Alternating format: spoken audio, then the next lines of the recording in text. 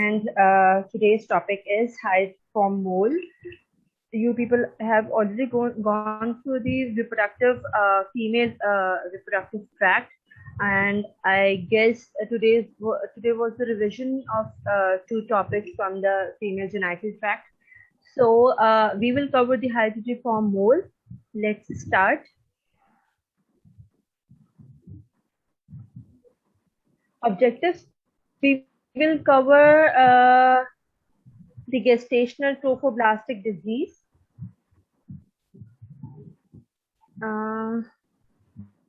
Can you all hear me? My screen was showing that there's some network.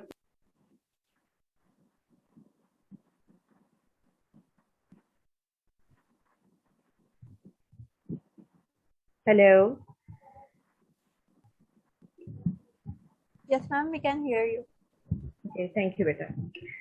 So let's start with gestational trophoblastic diseases. What are gestational trophoblastic diseases? Gestational means during pregnancy. Trophoblasts are the layers which are formed during the embryo formation, and diseases which are involving these layers. Okay, tumor or tumor-like conditions characterized by proliferation of placental tissue, either villous or trophoblastic. As you already know कि placenta form होने से पहले विलाय बनते हैं, और विलाय जो है वो ट्रोफोब्लास्ट की लेयर से बन रहे हैं. Villi are single life projections which penetrate the uterus,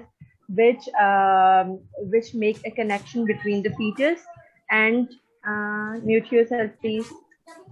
पानी ली भी पिया पिप्पू ने बच्चा मारा ना है ना, बच्चा मारा ना. Mute, so much distraction.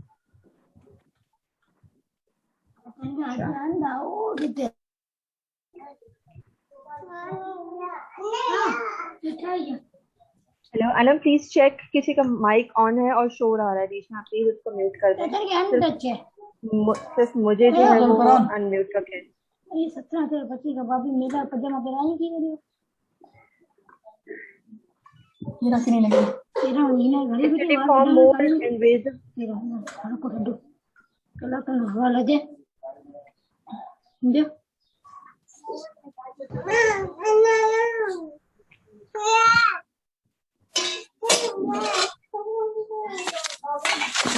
पियो हदू पिए.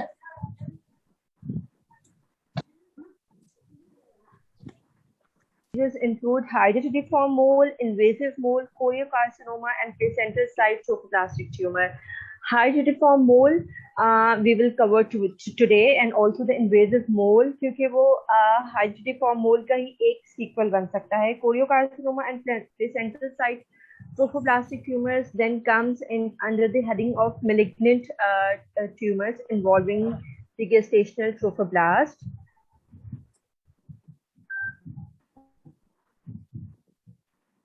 ठीक है. First of all, let's have a quick revision of the placenta during the first trimester and its histological description, so that you people can understand what I am talking about or what we are discussing. ठीक है. ये आपको दिखाया गया है fetus के villi, which are basically initial phases of pregnancy में क्या हो रहा है, जो आपका फीटस है या जो आपका एम्ब्रियो है उसमें ब्लास्टोसिस्ट बन जाएगा, एक सिस्ट होगी. उस सिस्ट को कौन लाइन कर रहा है? साइटोट्रोफोब्लास्ट. ये जो है यूनिफॉर्म से एक लेयर, सिंगल सेलुलर लेयर है, इसको कहेंगे साइटोट्रोफोब्लास्ट. साइटोट्रोफोब्लास्ट के आउटर साइड पे होती है एसटीबी सेंसिटोट्रोफोब्लास्ट, जो सीटीबी की प्रोलिफरेशन से बन रही है, लेकिन इरेगुलर और प्रोलिफरेशन है, जिसकी वजह से ये इन सेल्स की कोई बाउंड्री नहीं है और मल्टी न्यूक्लिएटेड सेल्स के तौर पे ये अपीयर हो सकता है. ठीक है. इसकी एक साइटोट्रोफोब्लास्ट की सिंगल लेयर होगी which will proliferate to form syncytiotrophoblasts which will look like multicellular. ये एक लेयर अपीयर होगी साइटोट्रोफोब्लास्ट की, और उसके बाद आउटर लेयर होगी syncytiotrophoblasts की. ठीक है. अच्छा, ये इस तरह के विलाय स्ट्रक्चर होना चाहिए. अगर ड्यू टू एनी रीजन हमारे हाइड्रोफॉर्म मोल में या मोल्स में क्या हो रहा है इन प्रेगनेंसी में या मोलार प्रेगनेंसी में क्या हो रहा है, इस ट्रोफोब्लास्टिक लेयर में एक्सेसिव प्रोलिफरेशन शुरू हो जाएगी। अगर एक्सेसिव प्रोलिफरेशन शुरू हो जाएगी तो ये सिस्ट जो है ये ऐसे विलाई की शेप में नहीं रहेगी, ये ऐसी ग्रेप लाइक शेप बन जाएगी। Cyst plus excessive proliferation of the trophoblastic layer, ये ट्रोफोब्लास्टिक लेयर जो है वो फर्दर इन्वेट करती है मदर में और एक बॉन्ड क्रिएट कर रही होती है। और नेक्स्ट जो है वो ट्रोफोब्लास्टिक जो है यहाँ पे एक डिस्क होती है, वो प्लग होता है, सॉरी ये प्लग होता है, और जब ये रिमूव हो जाता है तो फिर freely connection between the two layers शुरू होता है। अच्छा, ड्यूरिंग अर्ली प्रेगनेंसी बहुत ज़रूरी होता है कि ऑक्सीजन का प्रेशर या ऑक्सीजन स्ट्रेस जो है वो मेंटेन रहे, और एडिक्वेट न्यूट्रिशन सप्लाईज। ठीक है, अब ये मैंने आपको बता दिया। अब now move towards the hydatidiform mole, और फिर हम उसको इस नॉर्मल अपीयरिंग विलाई स्ट्रक्चर से और ट्रोफोब्लास्ट लेयर से कंपेयर करते जाएंगे। ठीक है, हाइड्रोफॉर्म मोल, cystic swelling of the chorionic villi, जो हमने विलाई देखा अभी, जिसको एक सिंगल लेयर साइटोट्रोफोब्लास्ट की और एक लेयर ऑफ सेंसिटिव ट्रोफोब्लास्ट की उसको सराउंड कर रही है। उसके अगर सिस्टिक स्वेलिंग हो जाए accompanied by variable trophoblastic proliferation. अब नाउ सिस्टिक स्वेलिंग क्यों हो रही है, इसके पीछे भी एक रीजन है। ठीक है, अगर then the layer only the layer should be proliferate। ठीक है, सिस्टिक स्वेलिंग के बिहाइंड क्या रीजन है, ये आपकी बुक में आपको मेंशन नहीं होगा, लेकिन I have read articles from the PubMed, so I will clear you it. अच्छा, placental pathology of androgenic origin. Androgenic origin means जो आपका फीटल टिश्यू है, ये मैस है, ये जो भी उस वक्त स्ट्रक्चर फॉर्म हुआ है, उसका सारा क्रोमोसोमल मटेरियल, ये जेनेटिक मेकअप जो है, it's coming from the parent side or father side। incomplete mole और फिर partial mole, इसमें भी हम difference देखेंगे। वजह क्या है, what is the reason behind this molar pregnancy? A nutritional defect during the differentiation of the oocytes or the deterioration of the limited oxygen pressure during the first trimester of gestation can lead to molar pregnancy। क्या हो रहा है, अगर तो जैसे कुछ studies ने बताया कि जब फर्स्ट टाइम मोलार प्रेगनेंसी जो है उनको रिपोर्ट करना शुरू हुआ था, उनकी एटियोलॉजीज जो हैं वो रिपोर्ट होना शुरू हुई थी बहुत अर्ली, ये 1900s में कुछ डिस्कवर हुआ था। तो उस वक्त उन्होंने जो एटियोलॉजिकल फैक्टर्स के रिस्क कैलकुलेट करना शुरू किए थे, तो उसमें some women taking the dirty water, having dirty water, वो गंदा पानी पी रही थी, या उनमें कोई मैल न्यूट्रिशन थी, न्यूट्रिशनल डेफिशिएंसीज थी, हाइजेनिक कंडीशंस अच्छी नहीं थी, उनकी वजह से ऐसा हुआ। Plus excessive oxygen pressure due to any reason उस टाइम पे दैट लीड टू। अच्छा, एक्चुअली क्या हो रहा है इस टाइम पे, यहाँ पे जो कैपिलरीज बननी है वो किस तरह बनेंगी, ये sir the capillaries which are formed in the cystic cavities, capillaries कैसे फॉर्म हो रही है, एंड्रोजेनेसिस कैसे हो रहा है, we all know that low oxygen pressure can lead to angiogenesis। so इस टाइम पे low oxygen pressure is very important, तभी ये प्लग बना हुआ है, तभी यहाँ पे एक ट्रोफोब्लास्ट और मदर के बीच में एक प्लग बना हुआ है जो ऑक्सीजन के प्रेशर को थोड़ा सा कम रखता है। इजीली जो है वो ऑक्सीजन का प्रेशर जो है वो ऑक्सीजन कंसंट्रेशन जो है वो थोड़ी सी यहाँ पे फीटस में मिनिमम रखेगा, which leads to the formation of angiogenesis.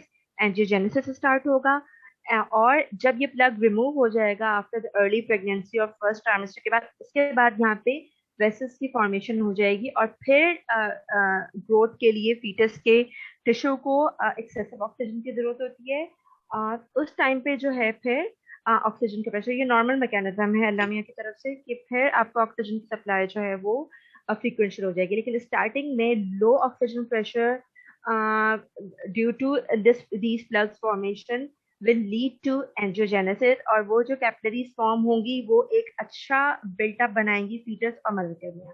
ठीक है। तो अगर किसी पॉइंट पे अर्ली प्रेगनेंसी में एक्सेसिव या हाई ऑक्सीजन प्रेशर रिपोर्ट हुआ है किसी भी रीजन की वजह से, तो यहाँ पे एक्सेसिव कैविटी वो वेसल्स नहीं बनेगी, फ्री फ्लो नहीं होगा, और वेसल्स जो है उनकी स्वेलिंग शुरू हो जाएगी।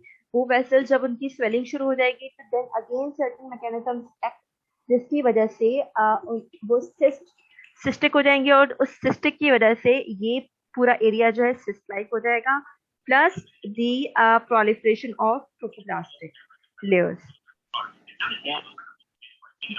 तो प्लेसेंटल अच्छा, swelling of the chorionic villi region ये है, accompanied by variable tropoplastic proliferation हो रही है।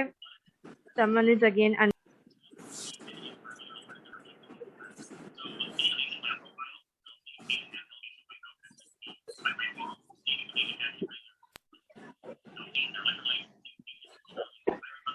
मुस्तफा जीवा जी एंड आरसू नदीम, अपने माइक्स ऑफ करें please.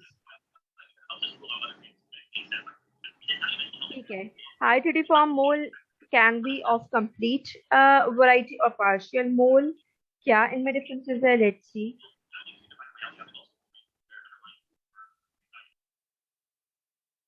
Complete mole, complete mole results from fertilization of an egg that has lost its female chromosomes। एक खाली एग जिसके अंदर कोई जेनेटिक मटेरियल नहीं है, this is a female egg, लेकिन उसके अंदर कोई एक्स एक्स या कोई एक्स नहीं है, उसको अगर आके एक स्पर्म जो है वो फर्टिलाइज कर देगा तो उस केस में कहा जाएगा कंप्लीट मोल। इसमें कंप्लीट मोल क्यों कहा जा रहा है? क्योंकि पूरा एंड्रोजेनिक स्ट्रक्चर है, उसका जेनेटिक मटेरियल पूरा एंड्रोजेनिक है। All genetic material is derived from the paternal side. The genetic material is completely paternally divided, तभी इसको complete mole कह रहे हैं। Embryo dies very early in the development and therefore usually not identified। इसमें कोई fetal tissue जो है वो recognize नहीं होगा, क्योंकि complete mole में overall हर जगह पे सिस्टिक स्वेलिंग और ट्रोफोप्लास्टिक प्रोलिफरेशन होगी, जबकि पार्शियल मोल जब आप इनको दोनों को डिफरेंस देखेंगे तो पार्शियल मोल में किसी जगह पे नॉर्मल फीटल टिश्यू नजर आएगा और किसी जगह पे अगेन ग्रेप लाइक या सिस्टिक लाइक जो है वो स्वेलिंग्स नजर आएंगी। Patients have 2.5% risk of subsequent choriocarcinoma and 15% risk of persistent or invasive mole। Complete mole में रिस्क ज्यादा होता है कि पेशेंट फर्दर जो है वो कोरियोकार्सिनोमा में ट्रांसफर हो जाए, लेकिन कोरियोकार्सिनोमा का 100% रिस्क जो है वो कंप्लीट मोल नहीं होता। कोरियोकार्सिनोमा अदर केसेस में भी हो सकता है, और 15% रिस्क होता है कि ये परसिस्टेंट या इन्वेजिव मोल रहे कंप्लीट मोल में। क्या हो रहा है कंप्लीट मोल में? एक एम्प्टी ओवम था। एम्प्टी ओवम क्या है? एट टाइम ऑफ फर्टिलाइजेशन, यहाँ पे एम्प्टी ओवम ऑलरेडी दिखाया हुआ है, आपकी बुक से फिगर लिए, लेकिन जो मैंने पेपर से स्टडी की उसमें ये था कि at the time of fertilisation अक्सर ये हो रहा होता है कि जब स्पर्म आके इसको हिट करेगा तो किसी भी रीजन की वजह से या एबनॉर्मेलिटीज की वजह से, स्क्रीन कहाँ गई मेरी?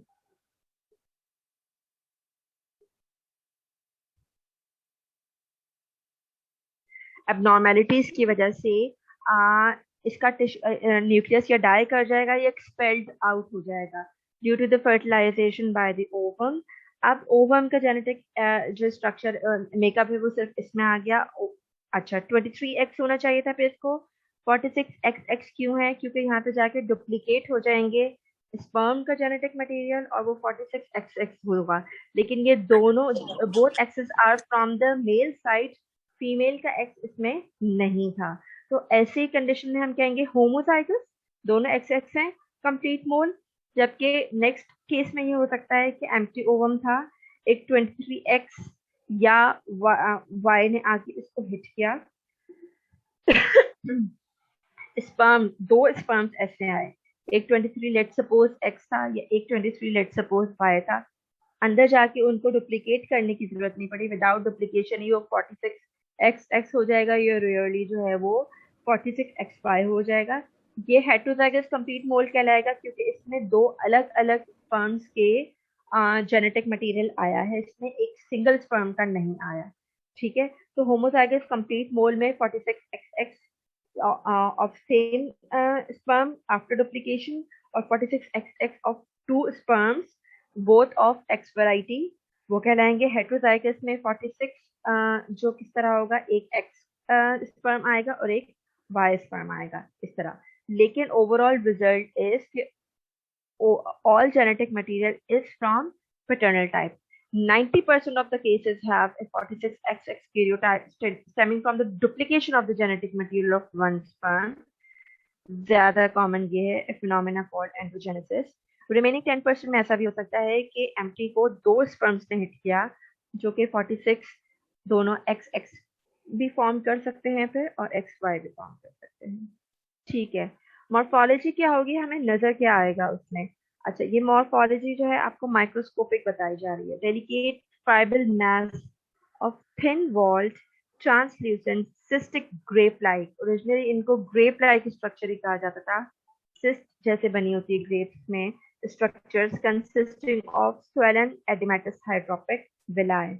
अब इस ओवरऑल कंडीशन के पीछे कितने सारे फैक्टर्स थे कि मदर की न्यूट्रिशन पुअर हो सकती है, ऑक्सीजन का स्टेटस उस टाइम पे चेंज हुआ, प्लस जो है फिर जो जेनेटिक मेकअप में एबनॉर्मेलिटीज आई, ये सारी रीजन मिलके एंजियोजेनेसिस हो गया एक्सेसिव, ये सारी चीजें मिलके जो है, और वो जो न्यू फॉर्म्ड वेसल्स थी एंजियोजेनेसिस के रिजल्ट में जाहिर है वो लीकी थी, अभी वो मेच्योर नहीं थी, इमेच्योर वेसल्स थी, तो उनके रिजल्ट में जो है वो उनसे फ्लूइड लीक आउट होना शुरू हो गया और एडिमेटस कंडीशन होगी। The microscopic abnormalities involve all or most of the villous tissue, क्योंकि कंप्लीट मोल है, कोई भी इसमें नॉर्मल फीचर्स नहीं होगा, पार्ट ऐसा नहीं होगा, ओवरऑल हर जगह पे ग्रेप लाइक सिस्टिक स्वेलिंग नजर आएगी सारे विलिस में। The chorionic villi are enlarged, scalloped in shape with central cavitation cisterns covered by extensive trophoblastic proliferation involving entire circumference of the villi। ये कंप्लीट मोल की पिक्चर है और ये नॉर्मल पिक्चर के साथ कंपेयर करके दिखाया गया है कि एक सिंगल लेयर और इसके बाद ये डिफ्यूज सी सेंसिटिव ट्रोफोब्लास्ट, ये क्रॉस सेक्शन में ऐसे कट करके आपको दिखाया गया है कि इस तरह ये एक विलाय इस तरह अंदर से बाहर की तरफ जा रहे थे और उनको जब कट करके दिखाया गया तो वो इस तरह की कंडीशन नजर आएगी, जबकि वेक सी हो जाएगी condition in case of complete hereditary form mole demonstrating marked villus enlargement, edema and circumferential trophoblastic proliferation। ठीक है, ये एक इस तरह विलस की है और जबकि आप ये देखेंगे कि यहाँ पे ये पूरा इतनी स्वेलिंग और इस तरह का हो गया है with no certain boundaries। ठीक है, in the first trimester the chorionic villi of the placenta are large and covered by 2 layers of cell, ये मैंने आपको बता दिया, darker inner cytoplasm and the outer syncytial trophoblast with abundant pig cytoplasm। The blood vessels within each villus are not prominent at this time क्योंकि maternal blood circulates between the villi, इस time पे blood vessels prominent नहीं है। Then comes the partial mole। Partial mole में क्या हो रहा है, fertilization of an egg with 2 sperms। The karyotype is triploid। 2 sperm से fertilization हो रही है लेकिन karyotype triploid हो जाएगा और occasionally tetraploid।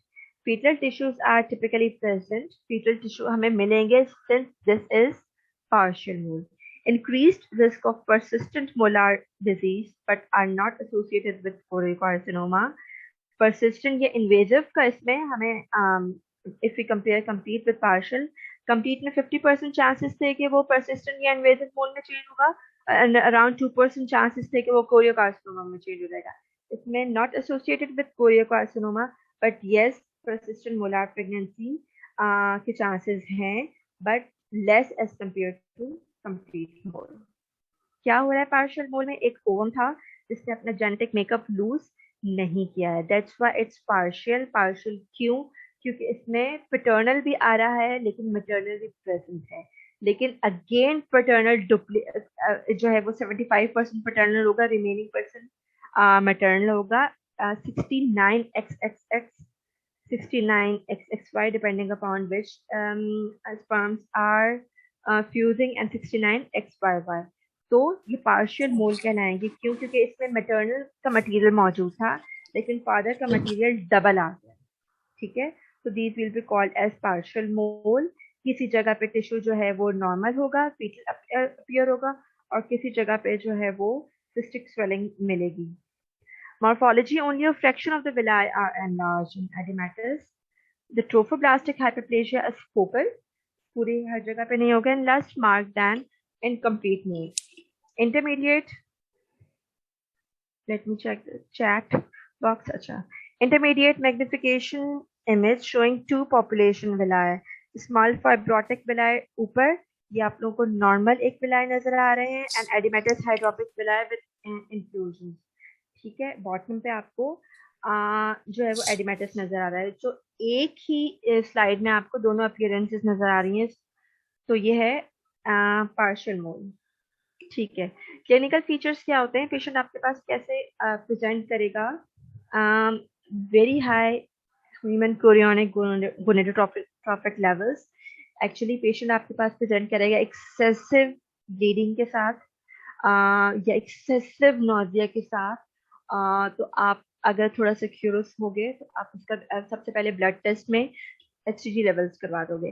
HCG levels tend to be very high in the early pregnancy as compare to the वही levels जो नॉर्मल प्रेगनेंसी में और इवन ट्विंस में भी होने चाहिए थे, उससे भी बहुत ज्यादा लेवल्स. ग्राफ से अंदाजा लगा सकते हैं कि कितने ज्यादा levels as compare to the time appear होंगे. ठीक है, यूट्राइन वो करोगे, अल्ट्रासाउंड करोगे तो uterus abnormally large for the gestational age feel होगा. अर्ली वजाइनल ब्लीडिंग स्टार्ट हो सकती है, उनको सिस्टिक फिब्रोसिस में हो सकता है ना defective chloride secretion. Cystic fibrosis में फिर ऑस्टियोपोरोसिस होता है हमारा. Cystic fibrosis and osteoporosis, calcium absorb नहीं होगा, ये सब. ऑस्टियोपोरोसिस क्या होता है बेटा? तो डिफेक्टिव क्लोराइड सिक्रीशन कैसे पता चलेगा? क्या 102 देखो, बस लिखा है सीबी ऑफ ऑस्टियोपोरोसिस और फिर लिखा है डिफेक्टिव क्लोराइड सिक्रीशन. ये किसकी आवाज आ रही है? क्या है फिर? ऑस्टियोपोरोसिस होगा ना फिर तो defective chloride secretion. Arisha Javed,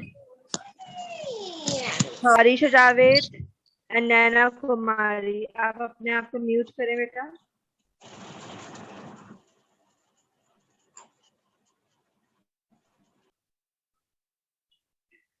so early vaginal bleeding होगी, पेशेंट उस कंप्लेन के साथ भी आ सकती है. रेडियोलॉजिकल फाइंडिंग्स ऐसी मिल सकती हैं. आजकल जो है वो ब्लड टेस्ट पे जाने से पहले हो सकता है कि रेडियोलॉजी पे ही, अगर आप अर्ली डेटिंग स्कैन के लिए गए हो तो रेडियोलॉजिकल फाइंडिंग्स पे रेडियोलॉजिस्ट रिपोर्ट कर सकता है कि सिस्टिक स्वेलिंग्स आ रही है. स्पॉन्टेनियस मिसकैरेज भी हो सकता है, लेकिन अगर स्पॉन्टेनियस मिसकैरेज नहीं हुआ, जैसे वजाइनल ब्लीडिंग के साथ स्पॉन्टेनियस मिसकैरेज हो गया, या आप ब्लीडिंग में पूछ सकते हो पेशेंट के सिस या ग्रेप लाइक स्ट्रक्चर जो है वो ब्लीडिंग में रिलीज हो रहे होते हैं. अगर if the patient is vigilant enough to observe, तो ट्रीटमेंट क्या है? इसकी क्योर अटैच करना पड़ता है because of ultrasound findings of abnormal villous enlargement. Confirm करने के लिए डॉक्टर जो है वो HCG लेवल्स करवा लेगा. Curettage is dilatation of the cervix और फिर क्लीन किया जाता है यूट्रस को, और फिर जो हमें मटेरियल होता है उसको सेव करके आप हिस्टोपैथोलॉजी के लिए सेंड कर देते हो. और जो आपने प्रीवियस स्लाइड्स देखी हैं माइक्रोस्कोपी की, वो हिस्टोपैथोलॉजी पे आप जो है डायग्नोसिस को कंफर्म कर देते हो. फॉलोअप क्यूरेटाज के बाद पेशेंट को आइडियली 6 months to 1 year तक मॉनिटरिंग में रखा जाता है. इसकी HCG लेवल्स जो है वो रिपीट करवाए जाते हैं. HCG लेवल्स आइडियली जो है पार्शियल मोल में टेंड टू डिक्रीज रैपिडली और कंप्लीट मोल में टेंड टू डिक्रीज स्लोली, लेकिन 6 months to 1 year तक HCG लेवल्स नॉर्मल हो जाने चाहिए. अगर कंटिन्यूस एलिवेशन ऑफ HCG है, it may be indicative of permanent, persistent और invasive mole, या फिर bleeding जो है वो continue हो रही है. तो this may also be a reason of 15% of molar pregnancies में ऐसा हो रहा है, जबकि again we are repeating 25% of complete moles can lead to gestational choriocarcinoma. Then आपको फिर इन्वेसिव मोल के हिसाब से ट्रीटमेंट करनी होगी। ठीक है, Then comes the invasive mole. Invasive mole क्या है जिसका हम बार बार जिक्र कर रहे हैं? A mole that penetrates or even perforates the uterine wall. Mole जो penetrate कर जाएगा muscular या serosal layer तक uterus की। ठीक है, तो proliferation of both cytotrophoblast and syncytotrophoblast start हो जाएगी। Tumor is locally destructive and may invade parametrial tissue and blood vessels. Uterus की वॉल को इन्वेट करके इसके सराउंडिंग स्ट्रक्चर्स में भी इन्वेट कर सकता है। और ज्यादा इसका जो है वो हॉरिबल फीचर ये है कि वो यूट्रस को परफोरेट भी कर सकता है और अनकंट्रोल्ड ब्लीडिंग स्टार्ट हो जाती है। अल्टीमेटली जो है वो पेशेंट का हिस्टेक्टमी करनी पड़ जाती है। हाइड्रोपिक विलाय में एम्बुलाइज टू डिस्टेंट साइज। हाइड्रोपिक विलाय जब ब्लड वेसल्स तक पहुंच गए तो एम्बलाइज करके डिस्टेंट साइट्स तक जा सकते हैं। वेजाइनल ब्लीडिंग होगी, इर्रेगुलर यूट्राइन एनलार्जमेंट परसिस्टेंट मिलेगी हमें आफ्टर कंप्लीट मोल या इन्वेसिव मोल की ट्रीटमेंट के बाद भी परसिस्टेंट ब्लीडिंग हो और इर्रेगुलर यूट्राइन एनलार्जमेंट भी रहेगी, प्लस जो है एचसीजी लेवल्स भी डाउन नहीं हो रहे। कीमोथेरेपी की जाती है और hysterectomy after uterine rupture. Uterine rupture या अनकंट्रोल्ड ब्लीडिंग है, नहीं कंट्रोल हो रही, तो उसके लिए यूट्रस रिमूव भी करना पड़ता है। Invasive mole may be a sequel of complete mole in case of 15% of cases or less frequent in partial mole. ठीक है, this is the gross appearance of the uterus, जिसमें uterine cavity is entirely invaded by a hydatidiform mole. Hydatidiform mole show numerous hydropic villi, ये भी macroscopic स्कोपिक we हुई है। इस तरह आपको ग्रेप लाइक या सिस्टिक स्वेलिंग नजर आएगी grossly. Histological views of normal विलाय of 8 week human embryo and a complete hydatidiform mole stain with the stain। इसमें आपको एक डेफिनेट सी लेयर नजर आ रही है, single cellular cytotrophoblast and then the syncytiotrophoblasts which is formed due to proliferation of CTB। जबकि यहाँ पे आप देख रहे हैं कि एक पास जो उसकी स्ट्रक्चर था वो लॉस कर गया है और स्वेलिंग हो गई और विलाय जैसी शेप नहीं रही है, अब सिस्ट जैसी शेप रह गई है। ठीक है, These are the references। मैंने ये कुछ डायग्राम्स जो आपकी उसमें नहीं है बुक में, ये इन रेफरेंस पेपर से ही ली हैं। गो थ्रू दीज पेपर्स, सिर्फ मैंने 2 डाले हैं और ये बहुत अच्छे पेपर्स हैं। आपको इसकी एटियोलॉजी मोल्स की समझने में बहुत आसानी होगी इसमें, क्योंकि your book is just telling the basis, is just telling कि ठीक है this is a cystic swelling जिसमें जो है वो प्रोलिफरेशन ऑफ ट्रोफोब्लास्ट हो रही है, लेकिन उसके पीछे रीजन क्या है, मैटरनल रीजन क्या है, और जैसे कि ऑक्सीजन प्रेशर की मैंने आपको बात बताई, न्यूट्रिशनल मैल न्यूट्रिशन की बात बताई, प्लस ये एंटीजेनेसिस वाला फैक्टर, ये आपको इन पेपर्स से हेल्प मिलेगी कि low oxygen pressure can lead to angiogenesis, और एंजियोजेनेसिस अगर प्रॉपर नहीं हुआ है तो किसी भी रीजन की वजह से हाई ऑक्सीजन प्रेशर हो गया तो उधर ही maturation of blood vessels stop हो जाएगी, और अगर वो इनमेच्योर सी ब्लड वेसल्स हैं तो फिर उनमें लीकेज ऑफ द फ्लूइड होना शुरू हो जाएगा उसमें से, जिसकी वजह से एडिमेटस स्वेलिंग हो जाएगी। ठीक है, this are the research interest कि आप लोगों को थोड़ा सा आइडिया हो कि आप इसमें से क्या रिसर्च कर सकते हो। ये एक्चुअली जो आर्टिकल्स मैंने पबमेड से लिए हैं और उनके ये टाइटल्स हैं, obstructed outcome of twin pregnancies presenting with a complete hydatidiform mole and coexistent normal fetus. See, ऐसा भी हो सकता है कि ट्विन प्रेगनेंसीज हैं जिसमें एक जो है वो मोल है और दूसरा नॉर्मल फीटस है, तो आप इनके नाम नोट कर सकते हैं कि फर्दर इसमें क्या हुआ, क्या नॉर्मल फीटस जो है वो सर्वाइव किया नहीं किया। The accuracy of first trimester ultrasound in the diagnosis of hydatidiform mole, आप लोग रेडियोलॉजी डिपार्टमेंट को अप्रोच करके देख सकते हैं कि वहाँ पे फ्रिक्वेंसी कितनी है, कितने आ रहे हैं, कितने उसमें रिपोर्ट हो रहे हैं, मोल रिपोर्ट किया जा रहा है, और बाद में उन पेशेंट्स का कॉन्सिक्वेंसेस क्या हुए, was it really a mole, was it complete mole, was it partial mole, how many partial moles were ignored on, आपको वो patient से इंटर्स होके पता चलेगा या हिस्टोपैथोलॉजी की इनकी रिपोर्ट से पता चलेगा, were missed on ultrasound, height mole, age related clinical presentation, age जो है वो ओवर एज या 30 आफ्टर 35 इयर्स ओल्ड मदर्स में ज्यादा कॉमन है, 45 के बाद वेरी कॉमन है, and A high rate of severe complications in older women. तो आप एज रिलेटेड फ्रीक्वेंसी चेक कर सकते हैं, ये हिसाब से चेक कर सकते हैं। Predictive value of some haematological parameters for non invasive and invasive, जो डायग्नोस्ड पेशेंट हैं उनकी ब्लड प्रोफाइल चेक कर सकते हैं कि उनमें कैसा सीबीसी चल रहा था या बाकी जो है वो न्यूट्रोफिल्स वगैरह की काउंट कैसी चल रही थी, क्योंकि ये molar pregnancies tend to be infective, इनमें बैक्टीरियल डेपोजिशन भी हो सकती है क्योंकि सिस्टिक स्वेलिंग आ रही है। Gestational trophoblastic disease clinical and imaging features, clinical और इमेजिंग की आपस में जो है कोरिलेशन आप चेक कर सकते हैं कि कितना एफिशिएंट था, how many patients coming to the OPDs with vaginal bleeding in the first trimester were diagnosed as molar pregnancy, कितने % of the उसमें जो है वो molar pregnancy diagnosed हुई थी या उसकी वो reason थी, early reason थी, या how many patients with excessive vomiting in the early trimester। आपको पता है बीटा एचसीजी के लेवल्स जो ब्लड में सर्कुलेट कर रहे होते हैं उसी की वजह से जो नॉर्मल नोजिया और वॉमिटिंग फील हो रही होती है पेशेंट को ड्यूरिंग द अर्ली प्रेगनेंसी हो रही होती है। और अगर एचसीजी के लेवल्स जो हैं वो एक्सेसिवली हाई हैं as we look at the graph, तो फिर से आपको आइडिया हो जाएगा जब एक्सेसिवली हाई एचसीजी लेवल्स है तो एक्सेसिव जो है पेशेंट को वॉमिटिंग भी होती है और हो सकता है कुछ ये सिम्टम्स भी लेकर आए और फिर बाद में आपको पता चले कि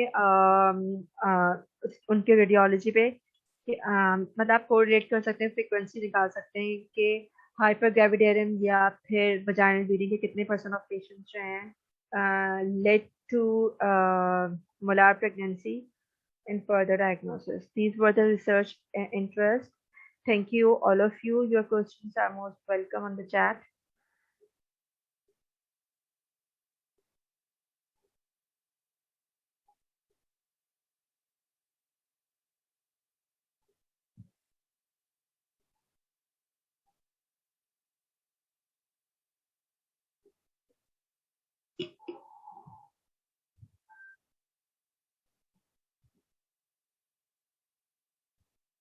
Any questions?